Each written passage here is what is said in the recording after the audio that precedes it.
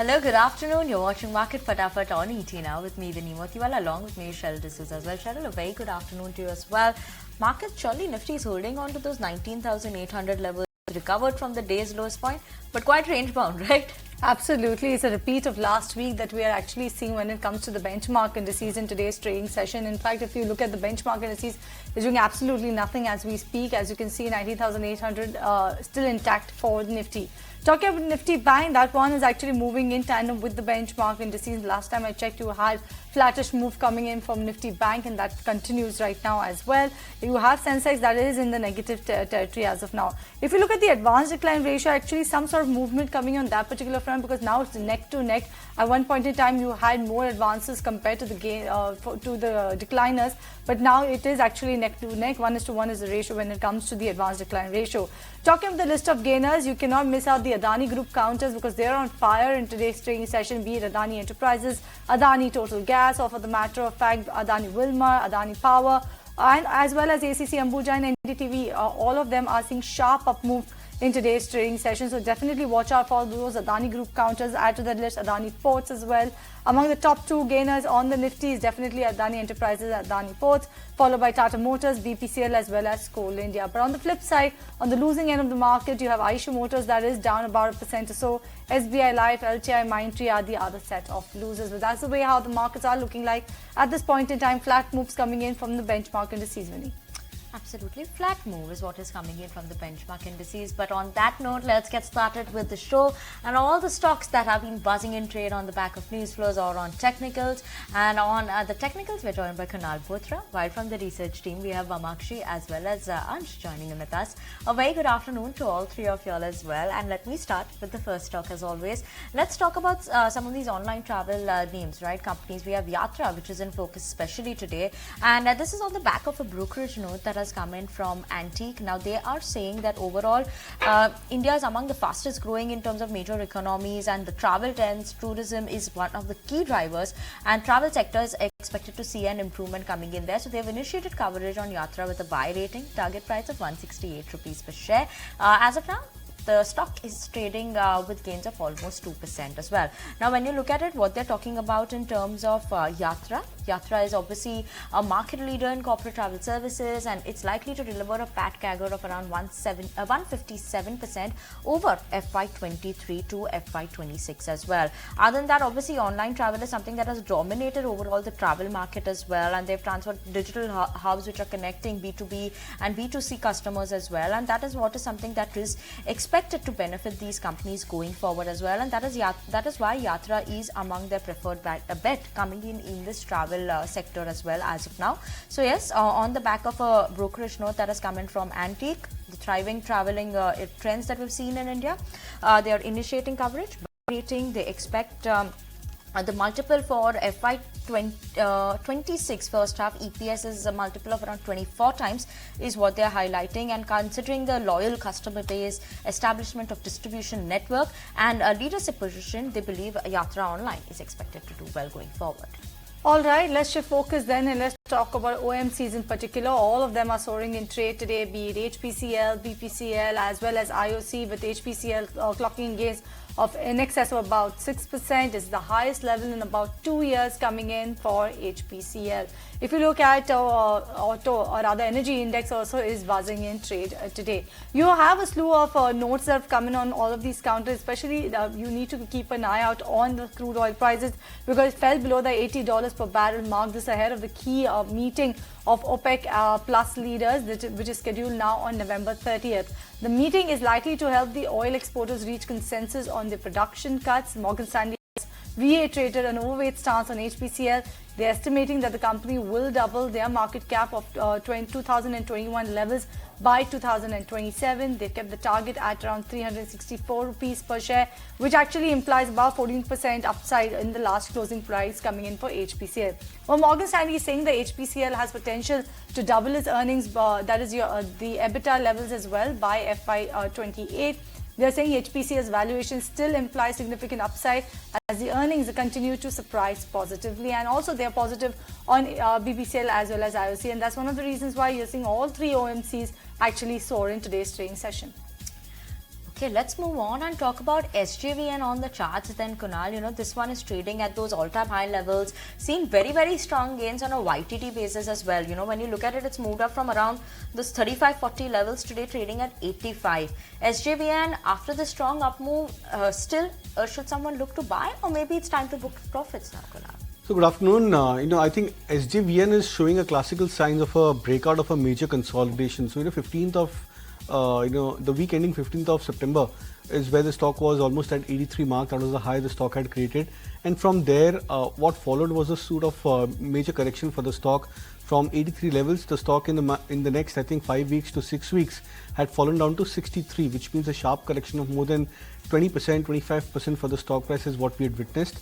Now the stock has recuperated those losses and come back to that 83 plus mark, which was previous high for the stock, and that clearly is a sign of a breakout. So what we are expecting is that 20-25% odd correction for the stock price, I think that is now behind, and the stock is charting a new course of a breakout for itself, which should take the stock hopefully at least another 20% higher from current levels. So positional traders could keep an eye on SJVN from that kind of an outlook. All right, moving on. Now, Vamakshi, let's talk about RPSG Ventures as well as Spencer's. Both of them are in focus today. Well, yeah, Cheryl, both of these counters are in focus today. In fact, they belong to the same group itself. And as you can see, the Spencer's retail is up nearly 5%, while RPSG Ventures is up almost 11%. And let's look at the reasons for both of them. Let's first start off with RPSG Ventures. They have highlighted in a recent filing that there is a potential for the listing of the company's FMCG business in the future. It is currently scaling up quite well with good prospects of generating profit in the future. The Yum brand is also growing well while it has relaunched its personal care business. Apart from that, Spencer's Retail, the announcement was as follows. Nature's Basket, which is a subsidiary, is expected to reduce its debt in due course by almost 100 crores through a mix of loan restructuring as well as repayment of loans. Not just that, sale of a certain part of the company's minority stake is also under consideration. In fact, Spencer's business will take some more time to generate profit, but the company is quite confident that they will be posting a positive EBITDA during the current year itself. So positive commentary has come through for both Spencer's Retail as well as RPSG Ventures, and that is the reason why both of these counters are soaring in trade today. Okay, let's move on and talk about another counter that is soaring away in trade today, Ansh, and that is MCX. What's the reason for this? Stock is trading almost near its all-time high levels as well. Yes, MCX is up 6% in trade today. So actually IIFL has come up with a brokerage note where they have maintained a buy rating with a target price of 3,325, which is around 6 to 7% away from current market price. Apart from this, company's board of directors have made decisions regarding the recovery of technology cost for the old platform.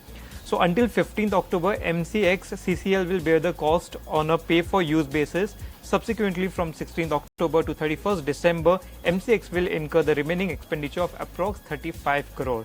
Additionally, there is a proposal to provide a maximum of 25 crore as unsecured loan to MCX CCL if needed. If you see the chart as well, stock has touched record high actually and has given more than 100% return on year-to-date basis. So for those reasons, the stock is in focus today. All right, moving on, Kunal, let's talk about NMDC, and that particular counter is actually firing up in trade today. Actually, over the last 15 or 20 odd minutes, you've seen a spike come in on that particular counter. But NMDC, do you think the spike will continue? Well, yes, in fact, I think this could just be the starting point of what could possibly be a major uptrend for the stock. I think it's confirmed breakout across multiple indicators, multiple time frame for the stock, and the way the stock is moving up in a very gradual, slow, steady manner also indicates that the stock is trying to show some very strong uptrend. So like for example, what we discussed for BHEL some time back, for the stock where it was almost at 88 odd levels few months back. I think from there the stock started a major uptrend. I believe something similar could probably happen to stock like NMDC, and the chart patterns over here are also showing that kind of a potential. So would be bullish on the stock with that kind of an extended time frame. Okay. Okay, that's the view coming in on NMDC. But let's move on and pull up some of the real estate names. We have Suntec Realty, Godrej Properties. All these are in focus after we have a brokerage note that has come in from Jefferies. And they're talking about a seasonally strong quarter is off to a good start for these companies. The pre-sale is trending at 25% plus on a YOY basis by volumes. And in top 7 cities, inventories are staying low, driving prices, and record Q3 is likely for most of these companies as well. They see a possibility of upgrades going forward as well. Key beneficiaries what Jefferies are highlighting of this affordable housing scheme is going to be something like a Suntec Realty, Loda, that's Macrotech, developers that could be there as well. And in terms of sector valuation also now is significantly above +1, which is the deviation level, and near the 2021 peak multiples as well, reducing a re-rating headroom. But yes, relative valuations are still attractive for most of the companies, like whether you see a Godrej Properties or a Suntec Realty, and that is making them a preferred bet for Jefferies in the real estate sector. As of now, Godrej Properties absolutely flattish in trade, but Suntec Realty holding on to some bit of a gain, almost 1% up in trade. All right, let's shift focus then and let's talk about all the cement makers in today's trading session, be it Ultratech, ACC, Ambuja, all of them buzzing in trade, as well as Nuvoco Vista as well, and Grasim as well. All of them are seeing good up moves. Citi has come out with a note where they're reiterating a buy stance on the cement makers. ACC, Ambuja, Shree Cement, as well as Dalmia Bharat will account for 84% of additional supply over the next 4 years, is what Citi has mentioned in its reports. They are saying they're expecting operating profit or earnings before or EBITDA per ton to expand in the second half of the fiscal year 24, and also what they are saying, they're expecting cement demand to grow at about 10% in the current financial year. They've also said that the further demand growth will depend on utilization levels. ACC Ambuja is also, given the fact they both are also buzzing on back of the surge that we are seeing in the Adani Group counters, but you have a Citi note that is positive on the cement counters, and there you go, all the cement counters are buzzing in trade today. Okay, let's move on and talk about PNB then, Kunal. This one, yes, is near its 52-week high levels. Yes, post at 52-week high, it touched somewhere in October. Slight bit of a correction that we saw in for PNB. But seems like that upward move is starting again. Is that something that you are seeing on the charts, and what is the chart now indicating for PNB? Well, absolutely, yes, Vinny. And my sense is that this time around the stock may not just retest the previous highs, but I strongly believe that the stock could surpass those levels convincingly, and maybe even try and make a dash back towards a possible attempt towards the 3-digit number for itself. So what is interesting about the charts for PNB is from the September-October highs of 83.5 approximately for the stock. The stock had corrected more than 20%. So again, in similar lines with what we discussed earlier for a stock, even this stock corrected from 83 to 67 approximately. That's PNB. Now the stock is back to that 78-79 mark. It's trying to claw back to that 80 psychological level. But the V-shaped recovery is the more intriguing part about the pattern for PNB. And this indicates that this momentum may not subside immediately, and you could probably see a more stronger leg for the stock on the upside. I would expect the stock to deliver returns of at least another 20 to 30% over a time span of at least 6 months to 12 months for PNB. All right, that is the take coming on PNB. But on that note, we slip into a break in this edition of Market Fatafat. When we come back, we'll talk about more stocks that are buzzing. Don't go anywhere.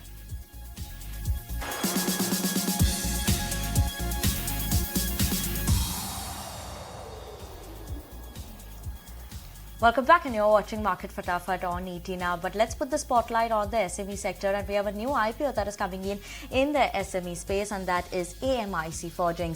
Now, the IPO will be opening on 29th of November. To talk more about the company, what is it that they're using the funds for, we're joined by Anshul Chamaria, who's the whole-time director at Amic Forging.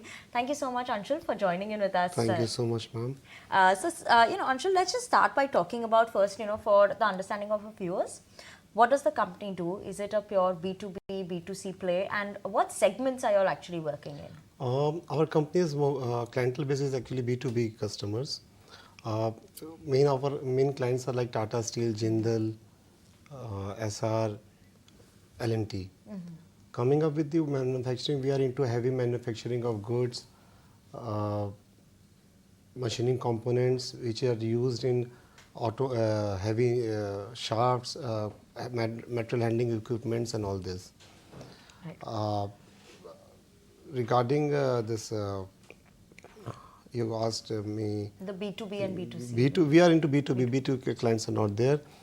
We are into precision engineering components, which are precisely used in heavy engineering manufacturing. Right. Good afternoon, Anshul. Good Cheryl afternoon. also joining in. I wanted to understand if you could tell us how you actually differentiate your company when you compare to the peers that are already present in the industry. Do you have your competitors in the industry? What's a sort of what do you say, mojo for your company? For us, it is a tailor-made products. When I say tailor-made products, it requires most of engineering and very precise of engineering. So there's a huge lead time involved to enter this. What we do to differentiate ourselves, we do a timely delivery, ensuring the quality, which enable our customers to complete their projects on time. So we are giving them a further comfort not to carry the inventory at their end. Apart from that, what we have done, a dedicated team of group is there. For individual customers, we have dedicated teams which are in touch with them day-to-day working. And if any breakdowns comes down to them or anything like that, they respond on SOS basis, which further increase the customer's confidence in us. Okay, surely that is factors that come in, improving the customer confidence, giving you an up above your competitors as well. But, let's also talk about the market opportunity that lies for the company. Obviously, focus is coming in on Atmanirbhar Bharat as well. So, how does that support the company as such? Where does this company stand to actually benefit from these opportunities that are coming as well? Government has, after creating a Bharat Nirbhar environment all over India, has given a vast opportunity for manufacturing industry. And when it has vast market has opened for manufacturing industry, big houses going for enhancing their manufacturing capabilities, it has enhances our products market as well. Because all the big industry, when they are going for enhancement of production capacity, it directly require our finished machine components, precision engineering components, for which we had a feeling last year itself increasing our turnover. Our demands are still very high. Order books are growing back to back on this.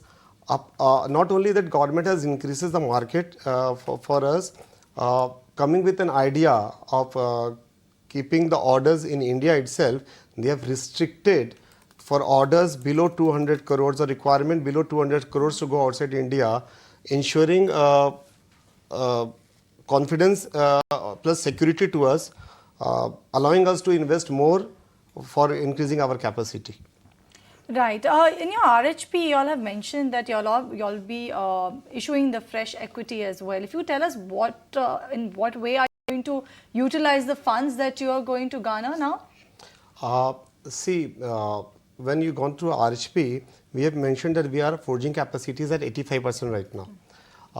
When we are coming with the funds will be utilized in two halves. First is forward integration and another is backward integration. When I say forward integration, we will be implementing more of CNC machines to enhance our production capacity, as well further improving our quality at different parameters, and so that we can totally utilize our forging capacity, which is still gap is there.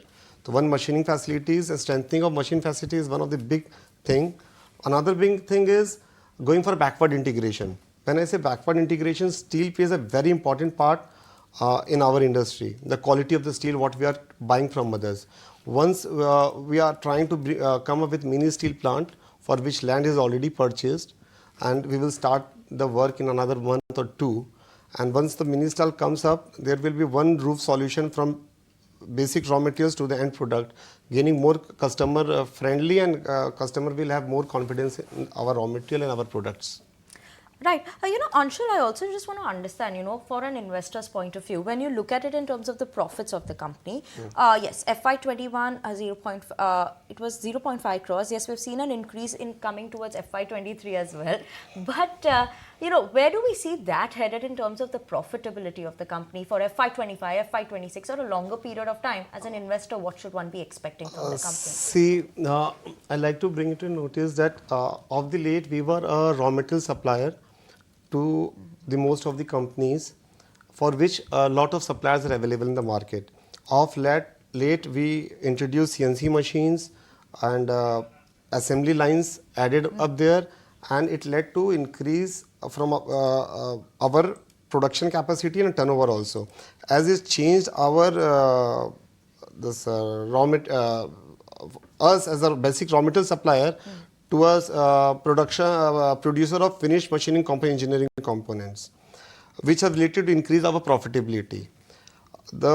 As of the scenario right now, with us, the order books are very high, so we see the profitability must be going high in years to come. And with backward integration, where we are giving away the huge amount of profits to our suppliers, we assume the profit will go up in years to come. We will try to maintain the sustainability in everything. Utilization of the forging capacity with having the same overheads after adding machines also will increase the margins and everything. We will try hard for it.